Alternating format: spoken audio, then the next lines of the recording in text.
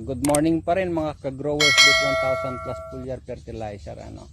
Malanay, Santa Barbara pa rin po tayo. At ito naman po yung sabog tanim. Ayan, sabog tanim po ito. Ayan. Malapit na hong naglalabasan na actually yung kanyang inuhay. Ayan po siya. Ayan. Ito pong parting ito po yung mga ginamitan talaga. Ayan, ang luluwang po nito. Malanay tsaka Gagasangan Santa Barbara. Under pa rin ng Malanay Gagasangan Irrigators Association na pinamumunuan ni Kagawad Prialdi pa din po. Nandito po ako, iniikot ko po talaga. Tinitignan ko kung ano yung mga nangyayari sa mga pananim.